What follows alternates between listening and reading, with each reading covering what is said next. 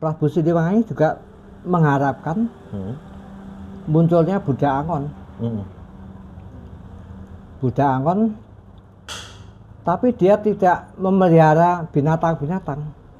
Kami kemudian kayu-kayu kering, kemudian untuk dijaga, diselamatkan. Diselamatkan dari mana? Kayu yang kering hanya bisa dijaga kalau sebagai bahan bakar atau dibakar. Seolah-olah cuma begitu aja. Tetapi lain dengan Sunan Kalijogo yang dia membuat dalam satu kidungnya yang namanya Ilir-Ilir. Itu mempunyai makna yang sangat dalam. Jadi Sunan Kalijogo ini kan dianggap salah satunya wali yang orang Jawa. Nah, nanti kalau kita mau dalamin lebih lanjut, akan ketemu sesuatu yang bagaimana pembodohan bangsa Indonesia ini dilakukan oleh penjajah zaman Belanda. Oh, ada kaitannya ada tentang kaitannya itu. situ. Ya, artinya dengan Ijo Royo-Royo ini tak kira pengatan anyar, tapi ini hanya sarana. Cara dadi kematan anyar, tapi kamu dibodohi, diberikan petunjuk-petunjuk untuk menjadi orang yang tidak pinter, tidak mandiri, tidak berani, ya, ada manut saja. Itu yang disebutkan Bocah Angon. Itu ada gandengannya dengan Satrio Piningit. Ini kalau Prabu Siliwangi yang menceritakan Cangon kan seolah ngumpulin daun kering, bukan binatang. Yang kering-kering ini orang-orang kita yang tidak ngerti kepemimpinan ini kumpulin sama Satrio Piningit. Dirangkul lah ibaratnya. Dirangkul. Nah, di situ mestinya dinyalakan apinya supaya kamu tahu bahwa aku ini Satrio Piningit. Aku ini yang harus muncul di saat yang seharusnya aku muncul.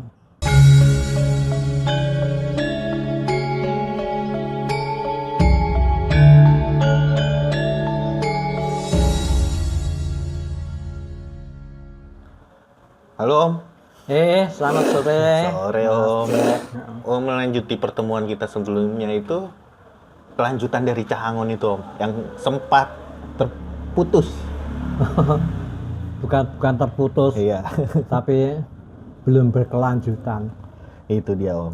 Jadi memang kalau mau bidang Cahangon titik, ya udah penggembala kambing, penggembala domba, penggembala kerbau dan itu kita banyak. Masa cuman hanya penggembala kambing dan sebagainya? Hanya penggembala saja. Secara tapi khususnya itu? Karena ini pernah disebutkan baik oleh Paduka Raja Siliwangi, Buddha Angon. Terus kemudian disebut juga oleh Kanjeng Sunan Kalijogo, Bocah Angon. Terus banyak lagi orang yang mengenal seolah-olah ya pengembala ternak saja. Tapi karena beliau-beliau ini menyebutkan, ini tentu mempunyai makna yang dalam, lain, yang lebih mendalam. Kalau kita mau melanjutkan pemahaman yang secara agak dalam mengenai Buddha Angon ini, Prabu Siliwangi juga mengharapkan munculnya Buddha Angon. Buddha Angon, tapi dia tidak memelihara binatang-binatang. Kami kemudian kayu-kayu kering, kemudian untuk dijaga, diselamatkan dari mana? Kayu yang kering hanya bisa dijaga kalau sebagai bahan bakar atau dibakar. Seolah-olah cuma begitu aja. Tetapi lain dengan Sunan Kalijogo yang dia membuat dalam satu kidungnya yang namanya ilir-ilir. Itu mempunyai makna yang sangat dalam. Jadi Sunan Kalijogo ini kan dianggap salah satunya wali yang orang Jawa. Local pride. Ya, artinya orang Jawa yang dia bersahabat dengan Seksi Jenar. Nah, sekarang yang akan kita coba bahas, kenapa sih Sunan Kalijogo kok membuat syair ya? gending? Syair atau gending? Oh, lagu. Lagu, artinya tembang. Ilir-ilir. Iya. Ilir-ilir itu apa? Dikatakan ilir-ilir, tandure wis sumilir. Ilir itu ini hembusan angin. Angin yang tidak kencang tapi berembus sangat halus, spoi-spoi. Itu ilir-ilir. Nah, kalau ilir-ilir angin yang berembus lembut ini wis sumilir, sudah mengembus, tandure pada bergoyang. Padi-padi itu bergoyang lembut sekali. Dan Anda kalau pergi ke sawah melihat padi yang sedang tumbuh ditiup angin, ayunannya yang lemah gemulai itu sangat menarik. Nah, ini yang menjadi menarik karena ilir-ilir tandure wis sumilir. Tak ijo royo-royo, sudah ijo, betul-betul ijo yang baik sekali, indah sekali. Tapi ijonya royo-royo ini oleh Sunan Kalijogo disebut tak sengguh penganten anyar.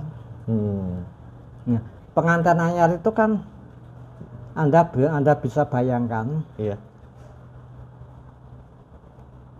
calon laki-laki, calon perempuan yang tadinya tidak pernah bertemu, sekarang ditemukan. Betapa dia seperti menari-nari kayak padi yang di tengah sawah. Yang terkena angin itu tadi. Terkena angin. Nah, padi yang sumil itu tak sengguh pengantinannya loh. Tak sengguh itu kan saya duga. Kalau kita telisik, nah, kalau diduga pengantinannya, diduga, lalu apa kenyataannya? Yang realnya itu apa? Yang realnya apa? Nah, ini yang tidak dikatakan Sunan Kalijogo. Hanya sebagai bahasa kiasan. Ya artinya tidak tersamar. Tersamar. Jadi kalau kita mau jujur, mau kita gali, nah dudu mata nanya, opo? Nah, nanti kalau kita mau dalamin lebih lanjut, akan ketemu sesuatu yang bagaimana pembodohan bangsa Indonesia ini dilakukan oleh penjajah zaman Belanda. Oh, ada kaitannya ada tentang kaitannya itu. Situ. Ya, artinya dengan ijo royo-royo ini tak kira pengantin anyar, tapi ini hanya sarana. Cara datik kemantan anyar, tapi kamu dibodohi, diberikan petunjuk-petunjuk untuk menjadi orang yang tidak pinter, tidak mandiri, tidak berani, ya, artinya manut saja. Nah, itu yang terjadi pada saat itu. Orang Jawa yang manut, kalau zaman Diponegoro tidak ada takutnya, mengelawan Belanda sampai 5 tahun nggak selesai, hanya dengan tipuan, Pak Diponegoro bisa dikalahkan. Tapi orang-orangnya, rakyatnya, yang disemangati pangeran Diponegoro dibodohin semua. Kamu harus menyembah siapa? Menyembah Allah. Kalau kamu menyembah Allah, maka kamu akan semuanya akan diberikan oleh Allah secara cuma-cuma, gratis. Dan memang apa yang tidak kita terima dari Allah, apa yang kita terima dari Allah itu gratis semua. Coba ada tanpa syarat dan ketentuan. ya artinya kasih Allah itu terlalu dalam. Kita minta napas kasih. Kita lapar kasih makan. Caranya bagaimana diberikan. Ini yang kita dibodoh-bodohin zaman Belanda. Sudah kamu pokoknya setia aja pada Allah, apa-apa kecukupan. Apa-apa kecukupan. Tanpa harus bekerja atau apa. Tanpa harus. Tapi kamu tanam aja ya, tanam. Subur, nanti buahnya kamu jual, saya beli. Nanti duitnya kamu bisa beli apa, dipakai atau apa. Sementara dia membawa ini ke negeri Belanda dengan keuntungan yang luar biasa. Ini pembodohan ini sejak zaman Belanda memang terprogram ya. Artinya orang-orang yang pemimpin dibujuk supaya dia ritual taat pada Allah saja. Jadi pokoknya kamu taat pada Allah terpenuhi. Nah ini yang membuat kita merasa terjajah 350 tahun. Nah, karena pembodohan itu, Sunan Kalijogo mengatakan memanggil bocah Angon. Penggembala kami ini Cangkon, penek no blimbing kuwi. Nah, artinya kalau kita bicara blimbing, Anda tahu bahwa blimbing itu mempunyai 5 sudut. Iya. 5 sudut ini kalau kita mau terjemahkan sekarang, 5 ini apa ya? Itu jari kita 5, jari kita 5, jari kaki 5.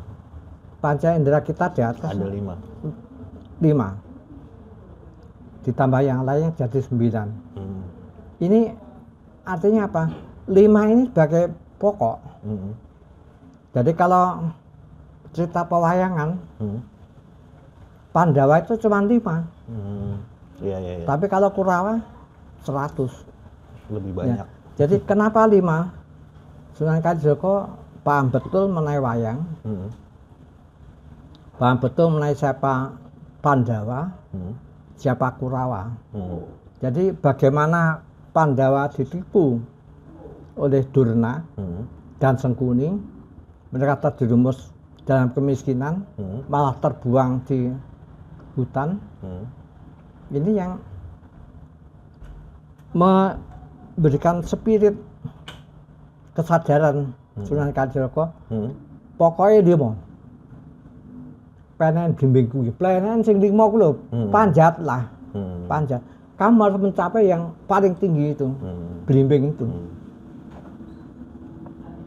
Untuk apa? Lalu pertanyaan kan untuk apa ini?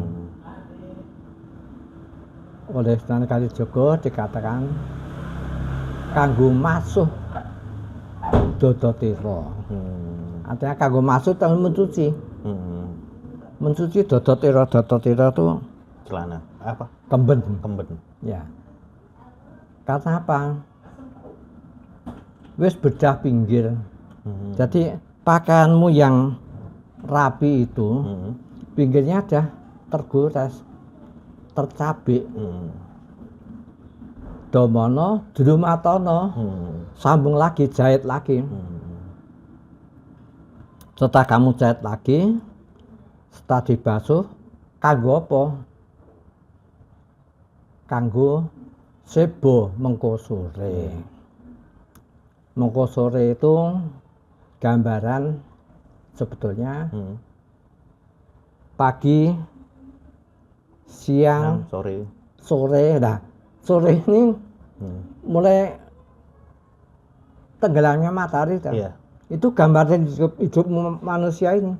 Dari pagi, tengah, sore. Ini berarti di saat kamu menjelang mati ini kudu mbok jahit dodote kabeh. Kanggo sowan karo Gustimu. Gusti, aku wis pasrah.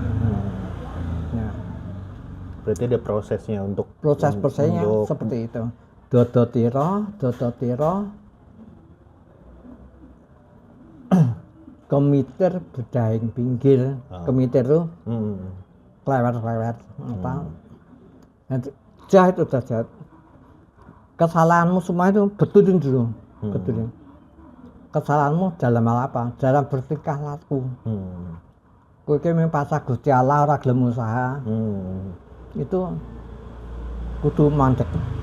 Mergo kowe menungso kuwi keparingan apa-apa karo Gusti Allah. Kudu bandeke lalu kanggo sebo mengko sore ya, sebo mengko itu sore kan tenggelam matahari, kamu sementara lagi tenggelam. Itu gambarannya Sunan Kalijaga pada saat itu. Berarti sebuah proses dari ibaratnya bangun tidur, bekerja dan segala macam, ujung-ujungnya nanti tidur, sore, istirahat. Ya.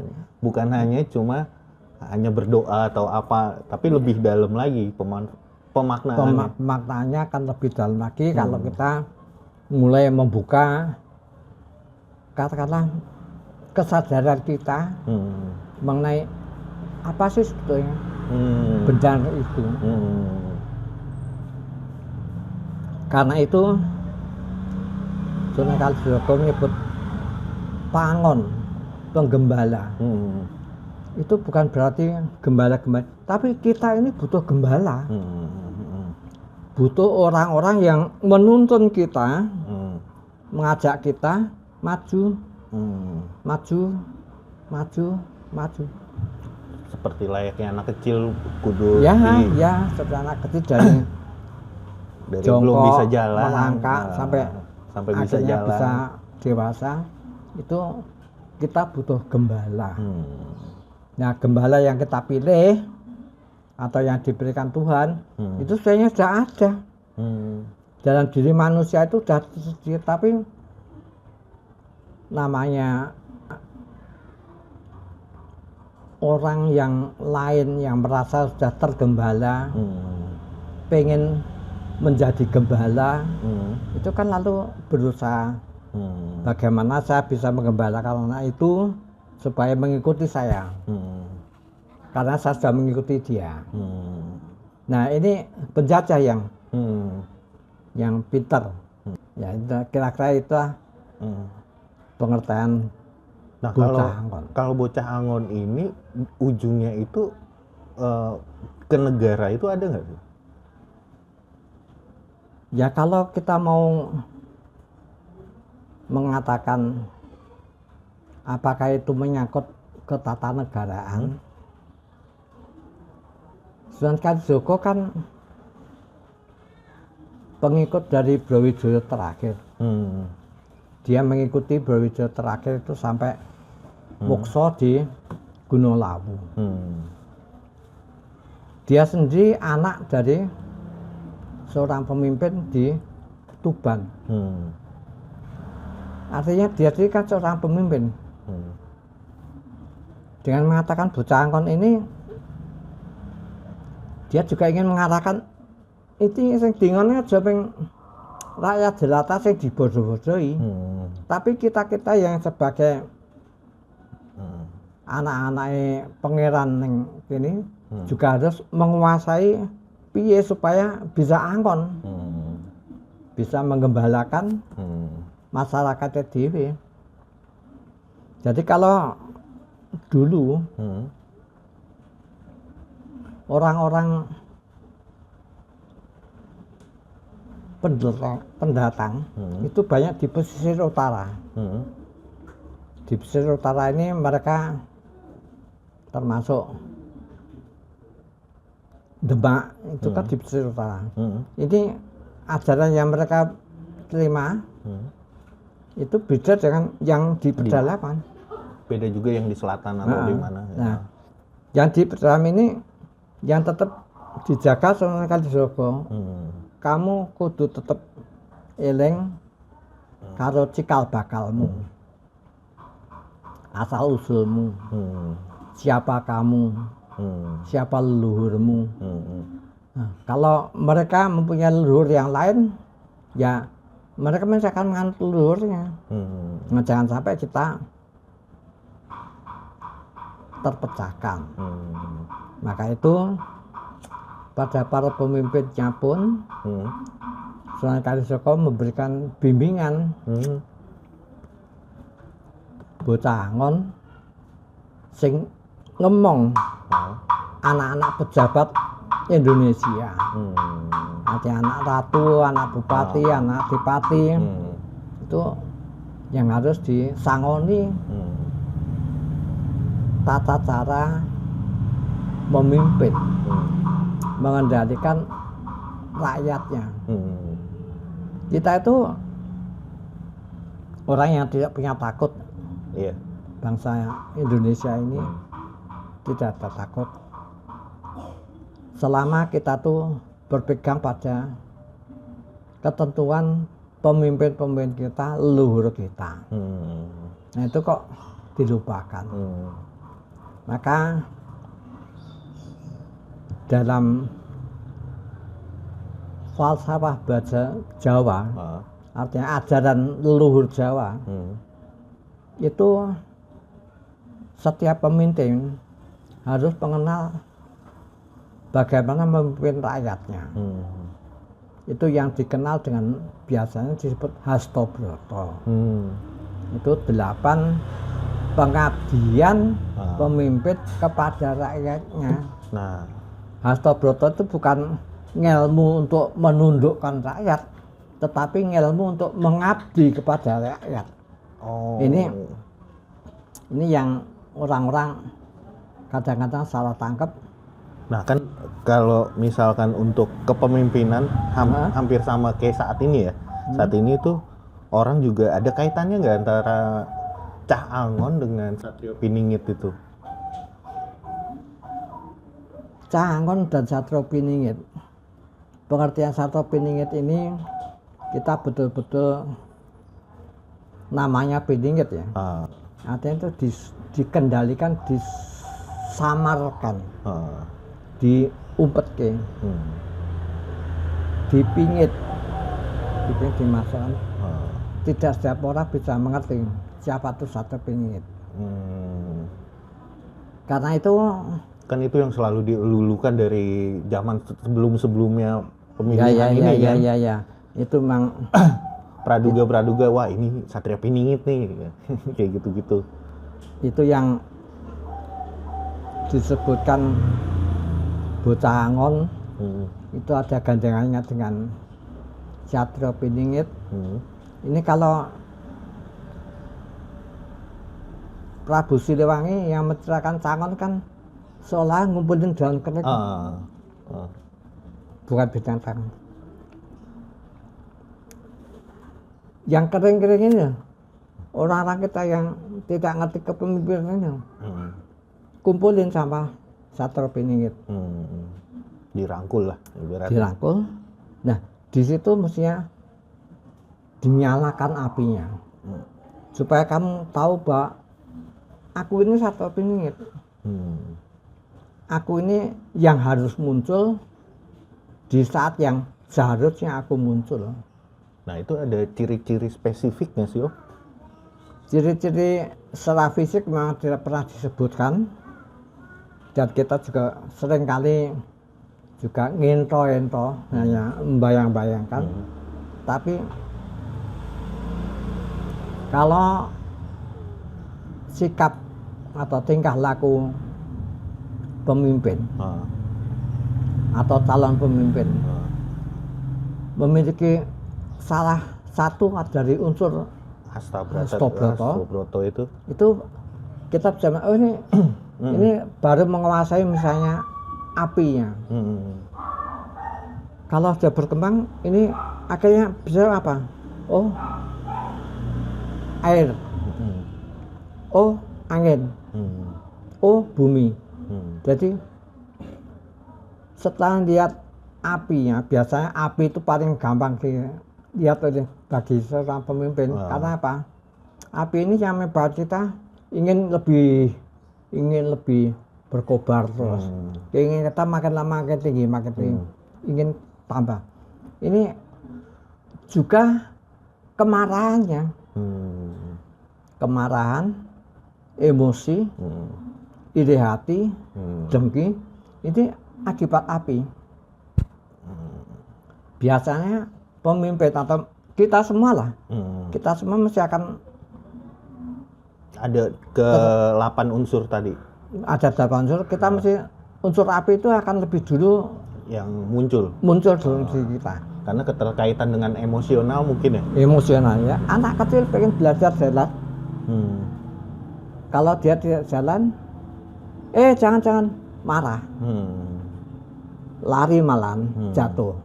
Nah, ini karena semangatnya terlalu berapi-api. Berapi-api. Ini biasanya pemimpin yang sangat berapi-api doang, ini harus ditanda kutip. Oh, ini harus satu ketika harus ada air penyeimbang supaya mengimbang. Ya, ini muncul enggak api ini di samping muncul airnya, sehingga menimbulkan keseimbangan. Demikian juga unsur-unsur lain dari Hartobroto itu pada pemimpin-pemimpin yang piningit. Pemimpin yang piningit ini sekarang kita nggak melihat ini. Belum. Pemimpin kita yang piningit itu yang kayak apa itu, yang kayak apa kita belum lihat. Walaupun dari bakal calon ini, yang ketiga bakal calon ini juga seharusnya orang juga melihat juga dari sisi itu, dari 8 sisi itu. 8 sisi itu. Oke. Ya jadi, ya artinya masih bukan salah satu yang unggul kan, istilahnya apinya yang lebih tinggi atau airnya lebih tinggi itu kurang oke juga kan. Iya.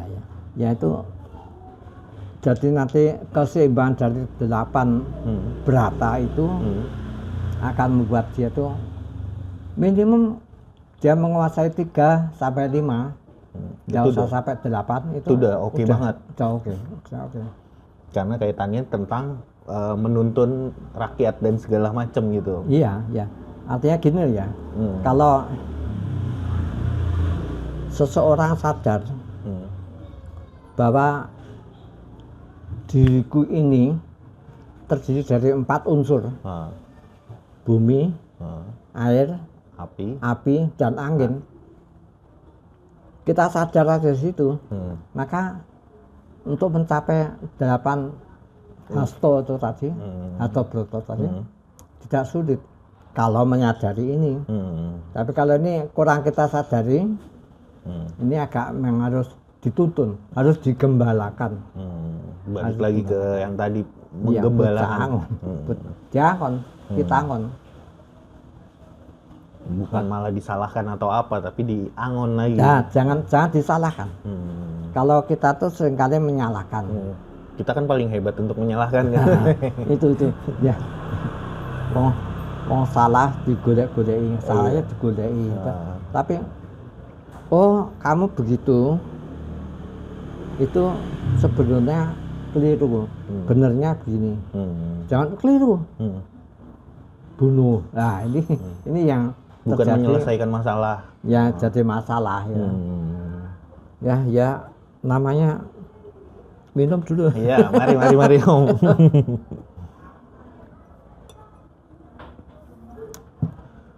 Berarti inti dari Cah Angon itu sendiri menurut Om itu apa? Inti Bocah Angon itu tetap kita butuhkan.